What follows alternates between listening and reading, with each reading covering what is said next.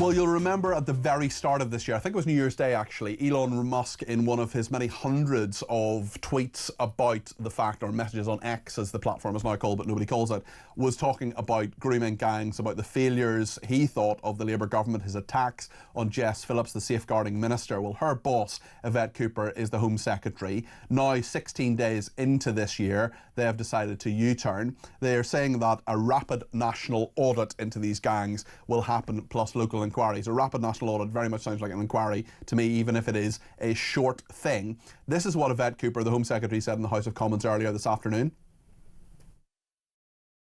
I have asked Baroness Louise Casey to oversee a rapid audit of the current scale and nature of gang-based exploitation across the country and to make recommendations on the further work that is needed. Effective local inquiries can delve into far more local detail and deliver more locally relevant answers and change than a lengthy nationwide inquiry can provide. So Tom Crowther, KC, chair of the Telford inquiry, has agreed to work with the government to develop a new framework for victim-centred, locally led inquiries where they are needed, and as a first step, to work with Oldham Council and up to 4 other pilot areas. That will also include support for local authorities who want to explore other ways to support victims, including local panels or drawing on the experience of the Independent Inquiry Truth Project. Well, as you'll know, a lot of the media didn't talk about this. We have talked about this basically every day for the last 2 weeks. We've given you a voice, and if you've thoughts on this U-turn by Labour, will it work, will it not work, you let us know. 0344 499 1000. One of the many interviews I've done on this over the past sort of 2.5 weeks or so was with Tom Crowther, the person who the Home Secretary was mentioning there. He was in charge of the Telford inquiry. He's a KC, so King's Counsel, very senior barrister. He spoke to this show and to me about the gang scandal and specifically about his own inquiry in Telford. This is what he had to say.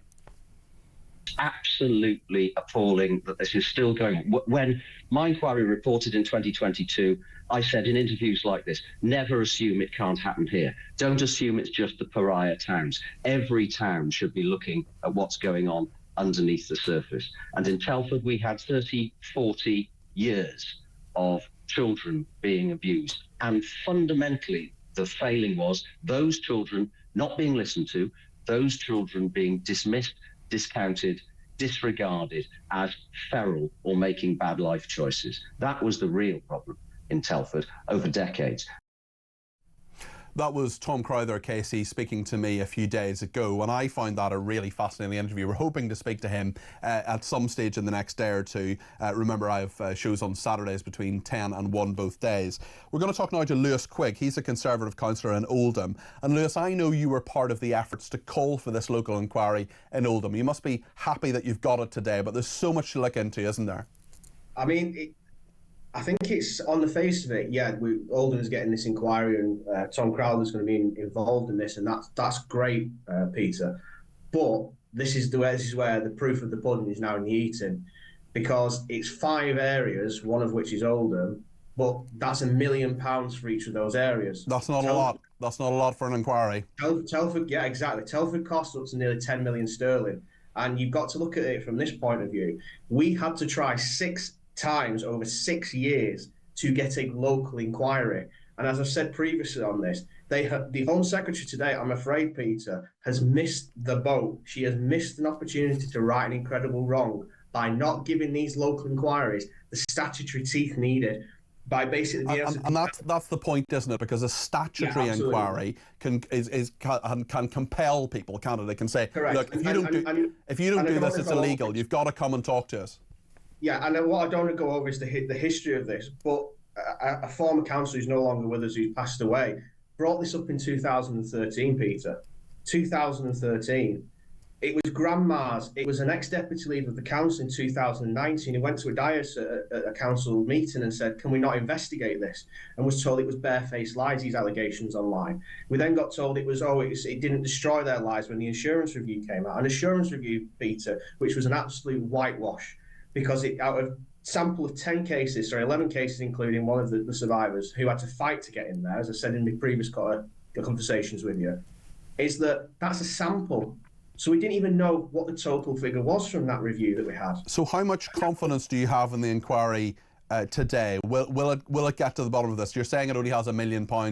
It should have a higher budget. I mean, that's not a lot of public money. My feeling, Peter, is that they should have been given the full statutory powers to investigate the council officials, the councillors, the police officers, the charity workers, all those people who allow girls to go through council corridors, be picked up outside police stations, be picked up at taxi ranks, being picked up in taxis, to be investigated and compel them. I go back to the assurance review, Peter, because it's a relevant piece of information. It's a factual piece of public information. There was police officers in that who didn't get interviewed. There was councillors in that who didn't get interviewed because they didn't have to get interviewed because it wasn't a statutory inquiry. They weren't compelled to come forward. Now, this is where the Home Secretary should have really put the feet to the fire of these local councils and police commissioners and all these other people who have in power. And I just feel, Peter, we've missed an opportunity. Yes, Oldham's finally going to get a local inquiry, but what are those terms of reference going to look like? Are we going to get people who refuse to turn up to these inquiries? These are all big ifs and big questions that really do need answering. And I do want to put some of those to point out with this, Peter. Go ahead. But it really does annoy me that 3 MPs that we have in Oldham, Jim McMahon, Debbie Abrams, and it was Angela H, now Lucy Powell, at no point in Parliament said to the previous government, Oldham needs a local inquiry or we need a national inquiry. Where were they? They can blame my party, they can blame the Well, they would probably say, look what Labour's done now. They've answered your call. They've said they're going to have an inquiry. They haven't, Peter. They haven't done that. They have had to be kicking us. It's 15 days into January, thanks to Elon Musk putting, I don't know how many characters he put in that tweet, or X, whatever you want to call it, online, for them to suddenly take action. We've been fighting for nearly 6 years for this. 6 years. This six times it went before the council, 2022, twice in 22, so 3 times in 2022, Peter, once in 2023 and twice in 2024. Okay. And they all got rejected. That's 6 wasted years. 6 wasted years we've had of not being able to get an inquiry. If we'd had a full inquiry in 2019, 2020, obviously the pandemic hit in 21, we would have at least got to some answers by 2023, 2024. There was missed opportunity after missed opportunity to have a local inquiry.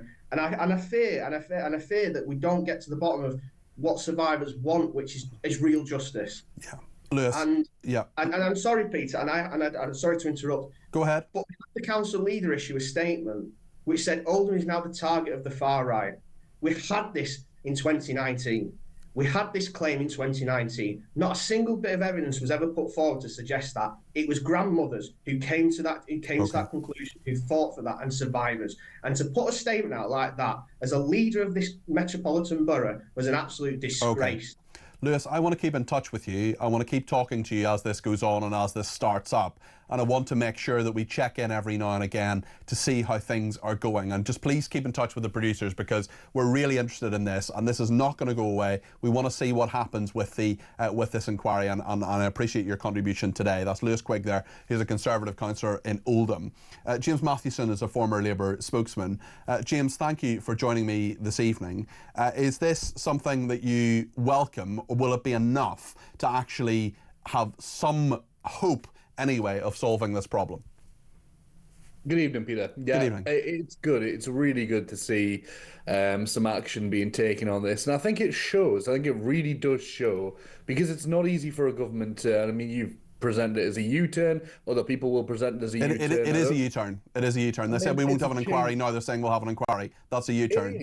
It is, but the term U-turn, I think, carries a lot of, shame and stigma with it. I think we should encourage governments to make more U-turns, in my opinion, because you should be able to say, okay, let's change our position on this. And I agree with you, and I think they should be honest about it and say, do you know what? We made a mistake. We've listened to people. We've now. But I don't think they have made but they haven't done that. But it can be a sign of strength to U-turn. Yeah, but I don't think they have made a mistake. I mean, they're so far... They said there wasn't going to be an inquiry. Surely, if you're welcoming this inquiry, that was a mistake, James. They're very newly into this government. They're picking up pieces from... It's been 6 months. Why are they so rubbish at it? And this is why they need to focus on, and I think this is what Labour does best, is giving power away locally.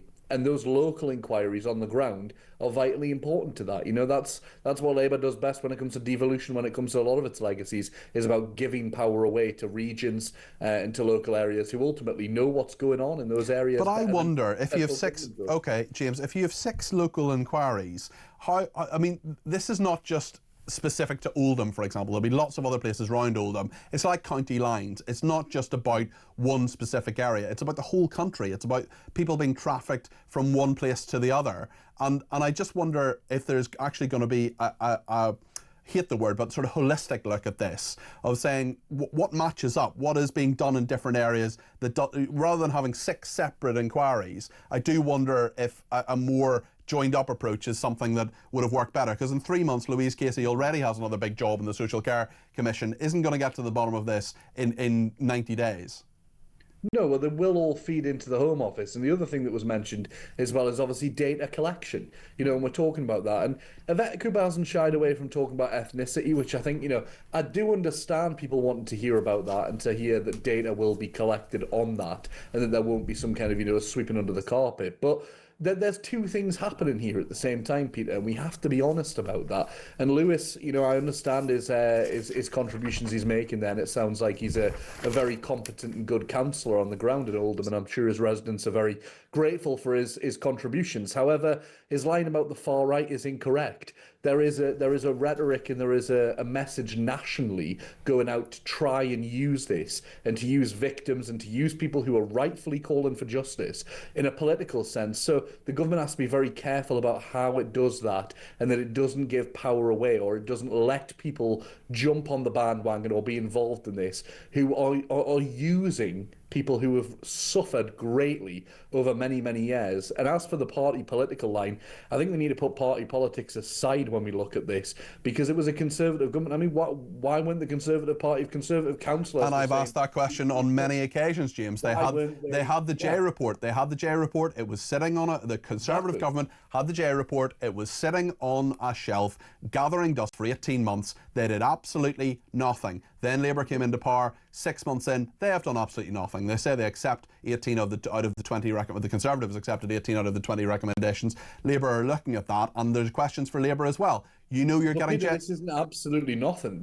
What they've announced today isn't absolutely nothing. It's far more than was done in decades of Conservative government. So, you know, there has been progress, but for people to say that that's the doing of Elon Musk, that's my biggest concern, because it isn't. There's been people who have been grafting away. We would not be sitting here having. I agree with you. There are people grafting away, but it's a bit like the post office scandal. Or, you know, Private Eye did stories on the post office scandal for years, for like over a decade. Nobody took a blind bit of notice of what they were doing and what Computer Weekly were doing. Brilliant journalism, but nothing really happened until the Mr. Bates drama on ITV. Elon Musk amplifying this. I know you're not a fan of Elon Musk, but we would not be sitting here having this discussion today. Yvette Cooper would not have announced what she's announced today without those tweets from Elon Musk. That is a fact, James. But the motivations in doing it, we have to question. Does that matter? It does matter. It matters greatly, because why is a billionaire in America wanting to use this? He doesn't know. It was clear from the attacks on Jess Phillips that he hasn't got a clue about the details. He doesn't know. Why was you have plenty of opinions on American politics, James, as do I. Isn't he entitled to his opinion as much as you are? No, because I do my research, as do you, Peter, because, you know, we're not Elon Musk and we're not trigger happy and we're not happy to feed conspiracy theories as Elon Musk is, because this is a man. Have you seen his Twitter feed? Or his X feed, sorry, in recent days? It is absolute madness. The stuff that he is coming out with, he says that Keir Starmer should be detained. He claims that members of the Labour Party are paedophile cults. It's QAnon conspiracy theories left, right and centre. That's got to be tackled. But also, at the same time, that doesn't mean that we let people off the hook who have done wrong. And that's why I'm happy to see Yvette Cooper take on the challenge today and start that process. And it might not be everything everyone's hoped for. I understand that, but it's better than nothing right now, and hopefully more will come from it. James, thank you. That's James Matthewson, former Labour spokesman.